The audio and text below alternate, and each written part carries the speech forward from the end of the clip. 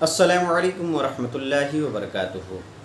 قربانی کے متعلق کچھ ضروری مسئلے جس کے بارے میں ہر مرد عاقل بالغ مرد عورت پر جاننا ضروری ہے، بے حد ضروری ہے۔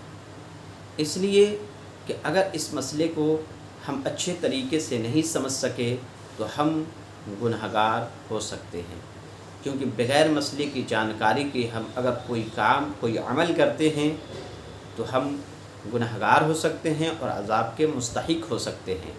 اس لیے قربانی کے متعلق کچھ ضروری سوالات ہیں جن کی وضاحت میں کرنا چاہتا ہوں۔ پہلا سوال یہ ہے کہ کیا میاں بیوی میں سے بیوی اگر مالک نصاب ہے تو وہ شوہر کے نام سے قربانی کرا سکتی ہے یا نہیں؟ اسی طریقے سے دوسرا بھی سوال ہے کہ والدین اور اولاد میں سے اگر والدین مالک نصاب نہیں ہیں، اولاد مالک نصاب ہے، تو کیا وہ اپنے والدین کے نام سے قربانی کرا سکتے ہیں یا نہیں؟ تیسرا سوال ہے کہ پہلی قربانی ہے اور ہماری خواہش ہے کہ ہم حضور صلی اللہ تعالی علیہ وسلم کے نام سے قربانی کرنا چاہتے ہیں، تو کیا یہ درست ہے یا نہیں؟ پیارے دوستو، سب سے پہلے آپ یوں سمجھ لیں کہ قربانی ایک عبادت ہے، اور یہ عبادت اس کے لیے ہے جو مالک نصاب ہیں۔ اگر مالک نصاب ہیں اور اس عبادت سے محروم رہتے ہیں، یعنی قربانی نہیں کرتے ہیں، وہ گنہگار ہیں، وہ عذاب کے مستحق ہیں اور اللہ کی بارگاہ میں ان کی پکڑ ہوگی۔ اس لیے جو مالک نصاب ہے ان کو قربانی کرانا بے حد ضروری ہے۔ اب سوال یہ ہے کہ مالک نصاب کون لوگ ہیں؟ مالک نصاب کے لیے 5 قسمیں ہیں۔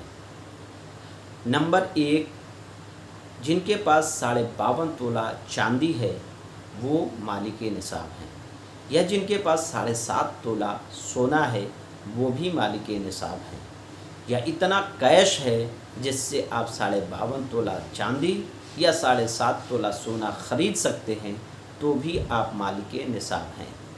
چوتھا، اگر آپ کے پاس اتنا بزنس ہے کہ آپ اتنا خرید سکتے ہیں یا اتنے کا بزنس کر رہے ہیں تو آپ مالک نصاب ہیں۔ یا پانچواں یہ ہے کہ آپ اگر اتنی ملکیت آپ کے پاس ہے، اتنا زمین و جائیداد ہے، مکانات ہیں، تو آپ مالک نصاب ہوئے۔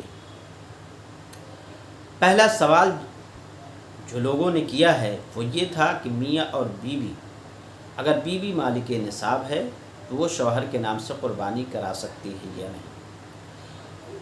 تو پیارے دوستو، سب سے پہلی بات تو یہ ہے کہ یہ عبادت ان کے لیے ہے جو مالک نصاب ہے۔ اگر شوہر مالک نصاب نہیں ہے تو ان کے اوپر قربانی واجب بھی نہیں ہے، ضروری ان کے نام سے نہیں ہے کہ وہ قربانی کرائیں۔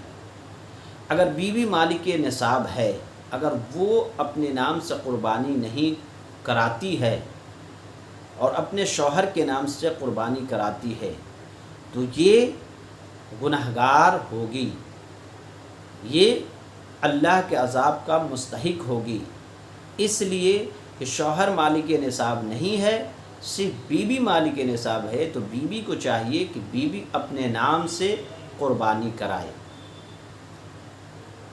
دوسرا جو سوال ہے کہ اولاد اور والدین، اولاد اگر مالک نصاب ہے اور والدین نہیں ہیں تو آپ یہ سمجھ لیجئے کہ میں نے جیسا بتایا کہ والدین اگر مالک نصاب نہیں ہیں تو ان کے اوپر قربانی واجب بھی نہیں ہے۔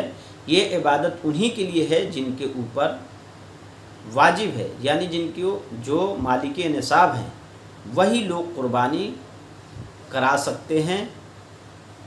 کیوں؟ اگر وہ مالک نصاب ہونے کے باوجود بھی قربانی نہیں کراتے ہیں تو وہ گنہگار ہوں گے۔